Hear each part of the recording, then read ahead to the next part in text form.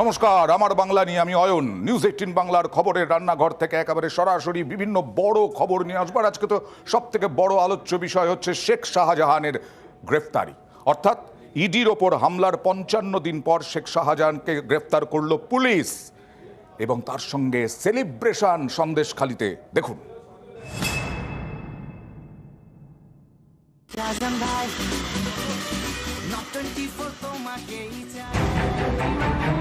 শেখ শাহজাহান, অনেকে বলেন সন্দেশখালির বেতাজ বাদশাহ। শাহজাহানের বিরুদ্ধে অভিযোগের পাহাড়, এ নিয়ে বারে বারে সন্দেশখালিতে বিক্ষোভ, অথচ যার বিরুদ্ধে এত ক্ষোভ তিনি ছিলেন বেপাত্তা। অবশেষে পুলিশের জালে শেখ শাহজাহান, ইডির ওপর হামলার 55 দিন পর গ্রেফতার। গত রাতে মিনাখা থানার বামুনপুকুর অঞ্চল থেকে শেখ শাহজাহানকে আমরা গ্রেফতার করেছি।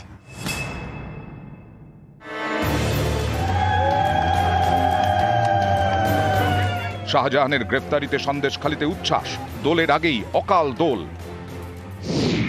ঘটনার সূত্রপাত 5ই জানুয়ারি। রেশন দুর্নীতির তদন্তে সেদিন শেখ শাহজাহানের বাড়িতে যায় ইডি। তল্লাশি কিংবা জিজ্ঞাসাবাদ দূরের কথা, শাহজাহানের দেখাই পাননি ইডি অফিসাররা। উল্টে শাহজাহানের অনুগামীদের হাতে আক্রান্ত হতে হয় কেন্দ্রীয় এজেন্সিকে। ইডির 3 অফিসারের মাথা ফাটে, আক্রান্ত হয় সিআরপিএফ। প্রাণ বাঁচাতে অটোয়ে চেপে সন্দেশখালি থেকে পালান ইডি আধিকারিকরা। এই ঘটনার পর থেকেই শেখ শাহজাহান বেপাত্তা। মাঝে তার একটি অডিও বার্তা প্রকাশ্যে আসে। আমি শেখ শাহজাহান বলছি, সিবিআই ইডি নিয়ে ভয় পাওয়ার কোনো কারণ নেই। এটা একটা রাজনৈতিক ষড়যন্ত্র। আমার মতো হাজারো হাজারো শেখ শাহজাহান আছে। এটা যে মিথ্যে ভাঁওতাবাজি সেটা প্রমাণ হবে, একটু সময় লাগবে। শাহজাহানের অডিও বার্তা, কিন্তু তাকে দেখা যায়নি। মাঝে শোনা যায় হয়তো বাংলাদেশে পালিয়েছেন শাহজাহান, কারণ তার বাড়ির খুব কাছেই বাংলাদেশ সীমান্ত।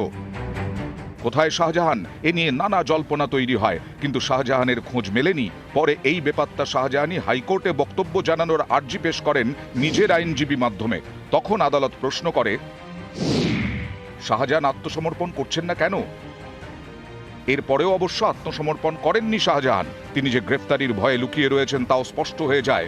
বেপাত্তা শাহজাহান আইনজীবীর মাধ্যমে আদালতে জানান তিনি তদন্তে সহযোগিতা করতে রাজি, কিন্তু তাকে যেন গ্রেফতার করা না হয়, তাকে অন্তর্বর্তী সুরক্ষা দেওয়া হোক।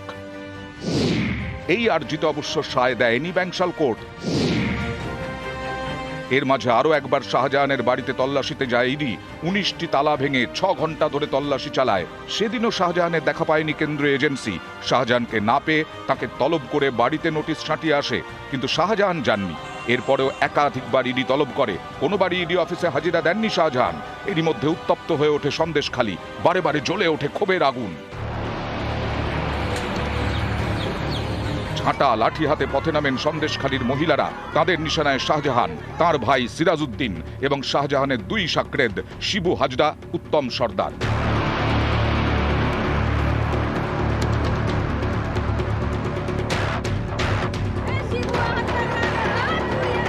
পরবর্তীতে শাহজাহানের 2 সাকরেদ, উত্তম সর্দার এবং শিবু হাজরাকে গ্রেফতার করে পুলিশ। তাতেও ক্ষোভ মেটেনি। সন্দেশখালি একটাই দাবি জানাতে থাকে, শাহজাহানকে গ্রেফতার করতে হবে।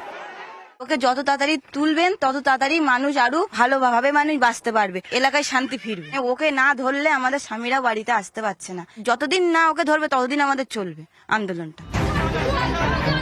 অবশেষে বৃহস্পতিবার ভোররাতে মিনাখা থেকে শাহজাহানকে গ্রেফতার করে পুলিশ।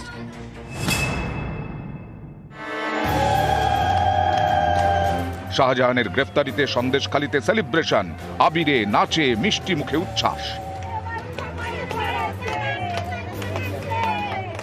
আমরা খুব শান্তি পেয়েছি, খুশি হয়েছি, তার জন্য আমাদের শেখ শাহজাহান ধরা পড়েছে। আজ মনে হচ্ছে শান্তি কিছুটা ফিরে এসেছে, ওই জন্য আমরা আজকে আনন্দ করছি সবাই মিলে। নিউজ 18 বাংলা।